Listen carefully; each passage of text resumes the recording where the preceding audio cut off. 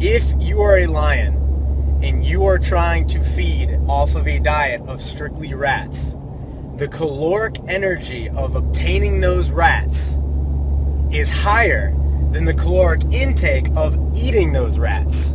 So what that is to say is you could be busy all day long hunting and slaying rats if you are a freaking lion. And you could be busting that ass and you can go home and be like, hell yeah, I got it today. I got 50 rats, I got 60 rats, I got 90 rats. However, the energy that you are putting out is actually more than the energy you are taking in. So you are slowly, busily starving yourself and finding success doing so. Lion cannot survive off of a meal of rats. Your mind does not do well on a meal of rats. What it does do well is hunting down those big cantaloupe, getting big scores. They don't have to be massive elephants, but getting nice sizable scores. I've noticed this in my past month when I've been building the tiny house. I'm like, okay, well, my income's gonna drop here because I'm only gonna work half as much. There's days I spend time with my daughter, and there's weekends I spend time with my daughter, and then there's days I'm in the shop working on my house, so I have like electricity and crap, and like stuff like that. And so it's like, I'm gonna have to work like literally 40% less than I was 2 or 3 months ago. This is gonna suck. And what I did is I kept my revenue the same by chasing bigger jobs. And that's been it. I've been chasing like bigger $10,000 projects, $5,000 deals, $12,000 deals. Like right now I've got a deal for $10,000. Guy wants to buy the customer list from JIT Supply. So all of our landscaper customers, he wants to buy that list, and he wants to rent Boss Cat and get his own Bobcat service going. So that's one deal I have going on. It doesn't require a whole lot of effort for me to close that deal, as opposed to closing a $1,000 deal or a $3,000 deal.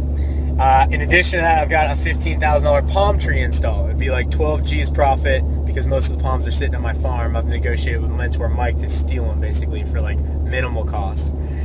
Might not happen, but those two deals right there represent to me a net for the month of 15 G's, 18 G's. Lets me bang out the small house, lets me pay my fixed costs, and like be current on all my bills. That's pretty much what it lets me do. As opposed to trying to sell 6 or 7 jobs, maybe sod jobs, mulching, like laying mulch, tree removal. Nothing wrong with that stuff, but and I love that. I love the daily jobs because you get paid right then and like, it's cash today. I love that. But I've got to chase bigger game if I'm going to have any success and get this house done like by the first of the year, which is what I'm trying to do, at least have electricity and stuff. Am I working on a podcast channel? I've always wanted to have a podcast. I actually wanted to have a podcast before YouTube channel, before all that. I was like planning my podcast, but the audience wasn't there for landscapers. So I would love to have a podcast, but that will be something I will be doing in the summertime, and I'll be shifting the focus there. Will be more for small businesses. It won't be so niche. So I love Periscope because I'm talking to my landscaper, contractors, pool, pond builder guys that run machines. I'm obviously trying to sell you guys on getting into freaking machines because I think it's what's up.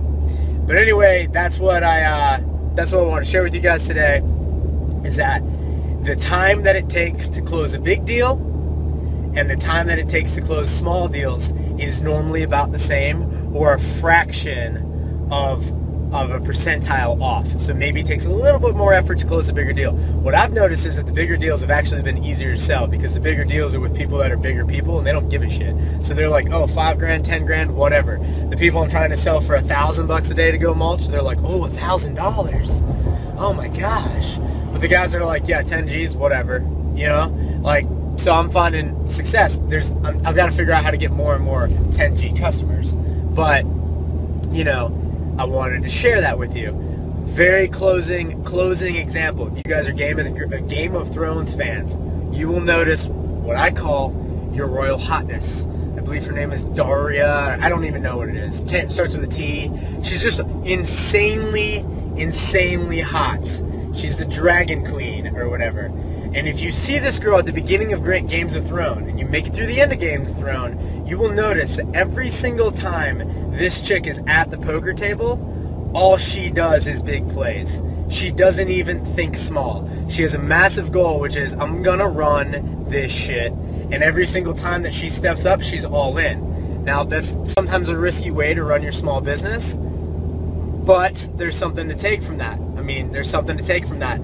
People that like, what separates individuals is literally the game that they choose to go hunt. You can go kill moose, you can go kill rabbits, and you can be a very, very successful rabbit hunter. But if you could just kill a few moose a year, you're gonna be getting a lot more pounds, a lot more weight.